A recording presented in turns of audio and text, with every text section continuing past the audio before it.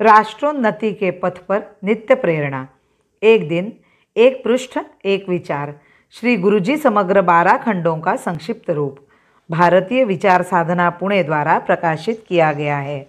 मैं डॉक्टर श्रीमती स्वाति सदानंद गोडबोले इन विचारों के एक पृष्ठ को प्रतिदिन वाचन के माध्यम से आप तक पहुंचाने का प्रयास कर रही हूँ।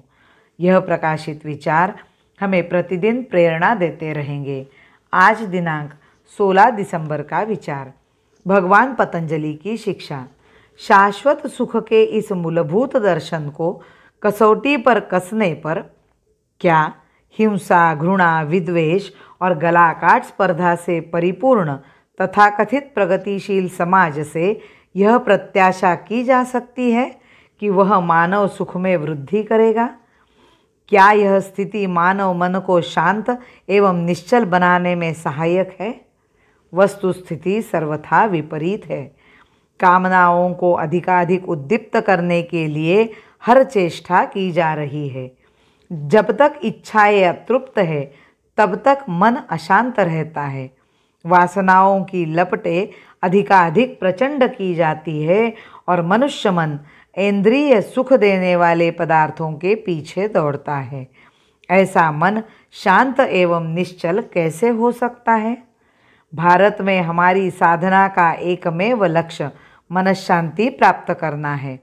महर्षि पतंजलि ने योग सूत्र में परामर्श दिया है कि किसी सुखी, वैभव संपन्न, सदाचारी एवं पुण्यवान व्यक्ति के प्रति ईर्ष्या नहीं होनी चाहिए, बल्कि प्रसन्नतापूर्वक उसे साधुवाद देना चाहिए। स्वयं प्रेरणा से आत्मोन्नति का प्रयास करना चाहिए। ईर्ष्या या स्पर्धा में लिप्त नहीं होना चाहिए। भौतिक सुख की वस्तुओं के संचय तथा भोग के स्वरूप व परिमाण का निर्धारण करने में मनुष्य को सतर्क एवं विवेकी होना चाहिए, अन्यथा इसकी परिणति दूसरों के सुख के मूल्य पर स्वयं सुखी होने के प्रयास में होती है। इससे अपना मानसिक संतुलन बिगाड़कर मनुष्य अपना ही सुख नष्ट कर बैठता है। पतंजलि कहते हैं कि किसी को पतित एवं दुखी देखकर हमारी स्वाभाविक प्रतिक्रिया करुणा की होनी चाहिए। हमें अपनी संपूर्ण क्षमता से दूसरे के कष्ट निवारण का भरपूर प्रयास करना चाहिए। यह दृष्टिकोण हमारे मन को शांति और निरवता देकर आंतरिक सुख प्रदान करेगा। आधुनिक सभ्यता का दूसरा लक्षण उन्मुक्तता, प्रशांतता का विरोधी है। हमारे प्राचीन धर्म ग्रंथ उस समय का विवरण देते हैं जब समाज व्यवहार का कोई नियम या आचार संहिता नहीं थी। तब मनुष्य मनुष्य के बीच शत्रुता व संघर्ष की वृद्धि हुई। इसने हर दिशा में अराजकता को बढ़ावा दिया।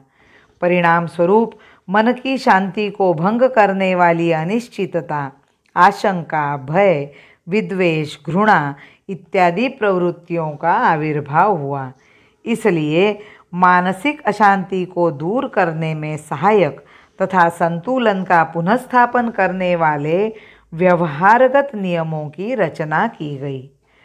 चतुर आश्रम वर्ण सम्यक चतुष्फल की साधना। चतुर आश्रम वर्ण सम्यक चतुष्फल की साधना। शुद्ध जीवन उच्च चिंतन ध्येय ध्रुव आराधना। शुद्ध जीवन उच्च चिंतन ध्येय ध्रुव आराधना। भारत माता की जय। वंदे मातरम।